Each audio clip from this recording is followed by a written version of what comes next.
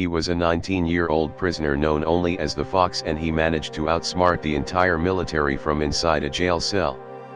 When his elderly father couldn't plow his garden, this genius teenager sent a single letter that forced the government to do the hard labor for him. Here is the mind-blowing story of the ultimate psychological trick. The Fox and the Potato Garden.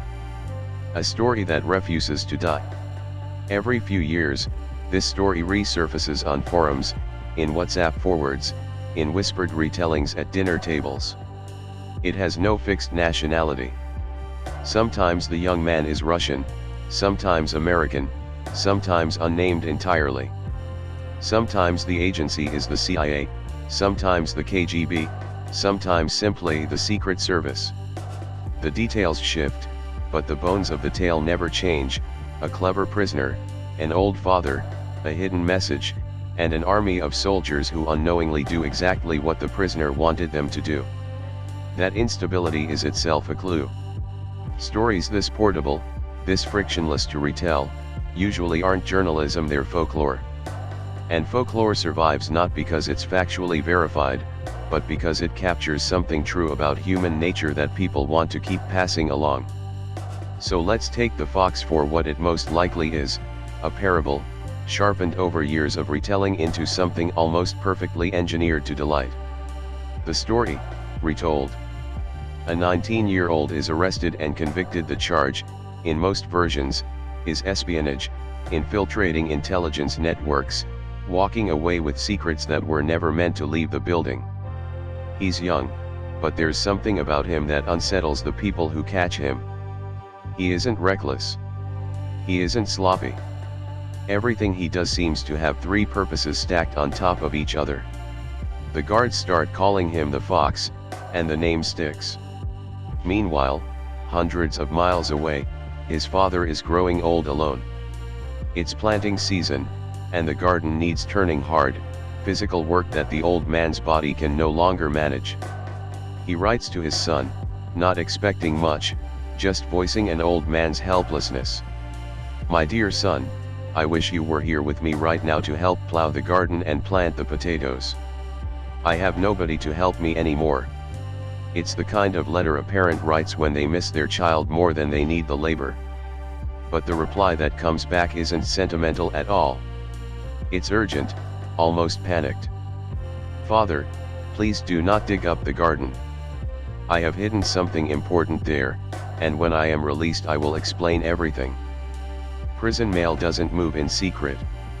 Every letter in, every letter out, passes through eyes that are paid to notice exactly this kind of sentence. Within the hour, the message has been flagged, decoded, and acted on. Agents and soldiers descend on the old man's property. They don't dig, they excavate. Every square meter of that garden is turned over, sifted, inspected. Whatever this fox buried, they intend to find it. They find nothing. Not a document, not a memory card, not so much as a coin. Frustrated and slightly embarrassed, they leave. A week passes.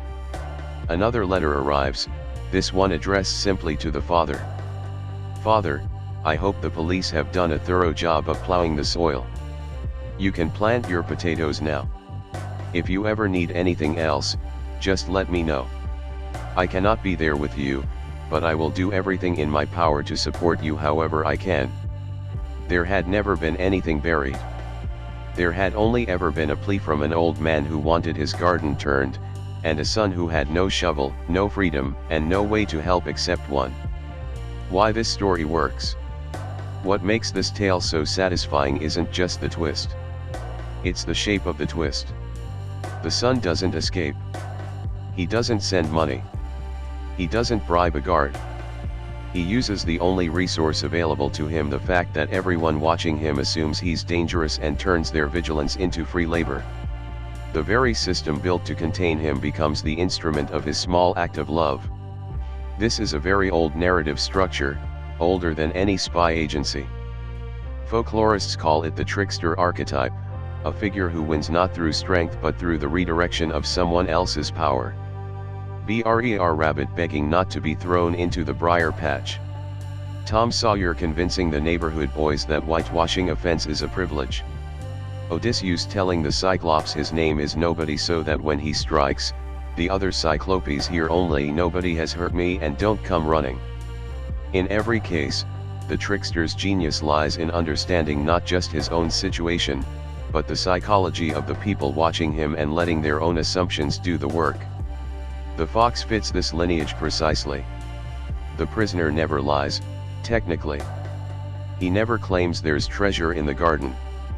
He simply says something true enough to alarm I hid something important and trusts an intelligence apparatus, primed to see conspiracy everywhere, to fill in the rest.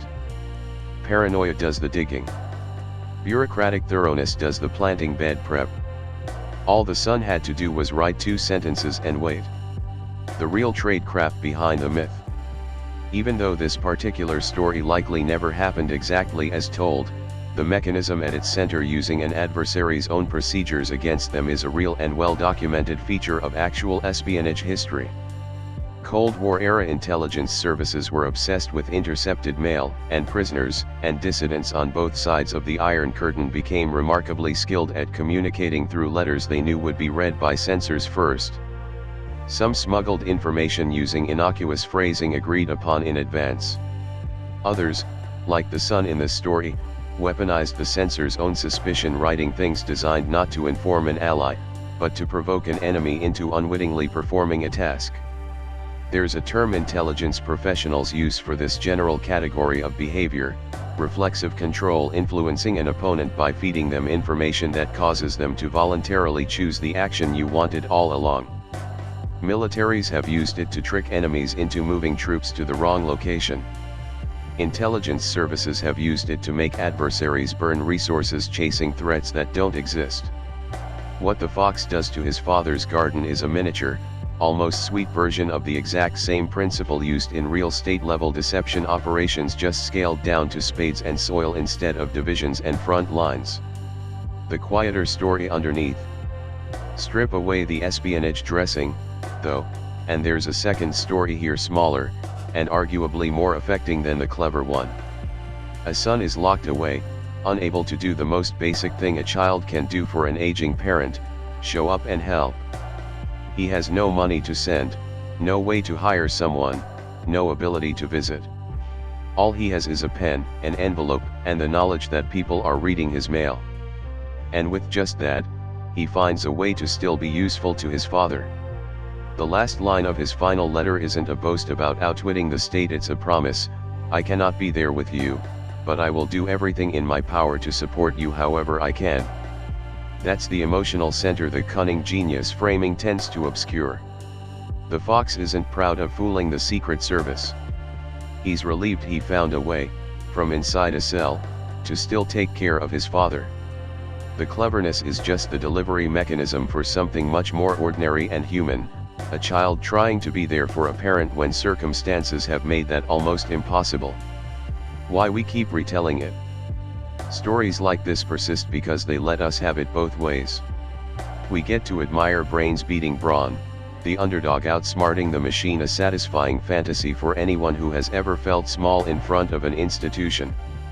And at the same time, we get a story about devotion that doesn't require grand gestures, just resourcefulness and love applied to whatever tools are actually at hand. Whether the fox ever existed as a specific 19-year-old in a specific prison probably matters less than why the story keeps finding new tellers. It's a small myth built to answer a very old question: what do you do when you love someone and have almost nothing left to give them? The story's answer is disarmingly simple: you use exactly what you have, even if all you have is a pen, an envelope, and the certainty that someone else is going to read it first.